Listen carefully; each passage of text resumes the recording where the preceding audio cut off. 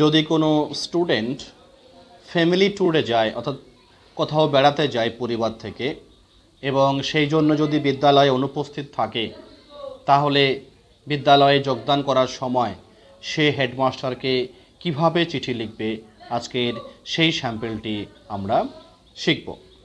দেখো আমরা লেখাটা শুরু করব কিভাবে। যেমন আগে আমরা শিখেছি টু দ্য হেডমাস্টার, তারপরে হচ্ছে বিদ্যালয়ের নাম, তারপরে জেলার নাম, তারপরে পোস্ট অফিসের পিন নম্বর, তারপরে থানার নাম। এই যে হেডমাস্টার আছে, অনেক জায়গায় তোমাদের হেড মিস্ট্রেস আছে, সেখানে লিখতে হবে হেড মিস্ট্রেস। যদি থাকে প্রিন্সিপাল, টু দ্য প্রিন্সিপাল। বেশ, সাবজেক্টের ঘরে কী লিখবে? Application for leave of absence. এটা কমন, এটা লিখতেই হয়, application for leave of absence.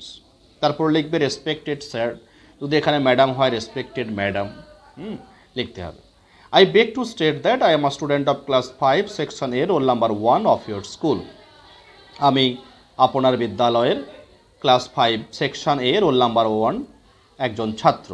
এখানে তোমাদের যে ক্লাস, সেই ক্লাস তোমরা এখানে লিখবে। অবশ্যই তোমরা রোল নাম্বার চেঞ্জ করবে এবং সেকশনও চেঞ্জ করবে। I could not attend school, আমি স্কুলে যোগদান করতে পারিনি ফর দ্য লাস্ট 2 days, শেষ 2 দিন। এখানে তোমরা লাস্ট 3 days, 4 days, 5 days তোমরা যে কদিন অ্যাবসেন্ট থাকবে সে কদিন এখানে উল্লেখ করবে। As I had gone on a family tour, যেহেতু আমি গিয়েছিলাম একটি পারিবারিক ভ্রমণে, উইথ মাই প্যারেন্টস, আমার পিতামাতার সঙ্গে। আচ্ছা, এরপরে লাস্ট পরে দেখাটা প্যারা করে লিখবে, অবশ্যই এক লাইনে একটি প্যারা লিখবে। দেয়ারফর আই রিকোয়েস্ট ইউ, আমি আপনাকে অনুরোধ করছি, to kindly grant me leave for those 2 days, আমাকে ওই 2 দিনের জন্য আমার ছুটি হিসাবে আমাকে মঞ্জুর করুন। হ্যাঁ, তারপরে শেষে তোমাদের লিখতে হয় ইয়োর্স অবিডিয়েন্টলি।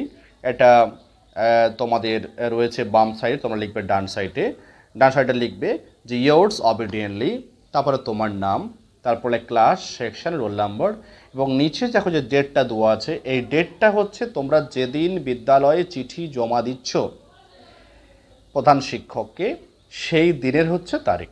হ্যাঁ, এটা আমি একটা স্যাম্পল ডেট দিয়েছি, তোমরা তোমাদের মতো করে যেদিন তোমরা চিঠিটা জমা দিচ্ছ সেই দিনের ডেটটা ওখানে অবশ্যই করে উল্লেখ করতে হবে।